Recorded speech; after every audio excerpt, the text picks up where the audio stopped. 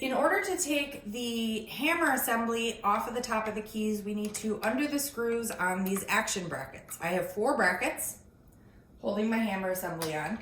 Some action brackets, like I think it's Youngchang 1990 to 1995, they had brackets that would expand. So if you ever get into a piano and you see cracks in the brackets, that's not good. They need to be replaced.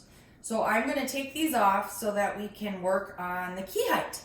I made this holder here for the screws so that it's very important to put the screws back where you found them. So I put left, right, and then I hold it as if you're looking at the piano. So the far left is here, far right's there, the back screws, the front screws of the brackets. So we'll remove them now.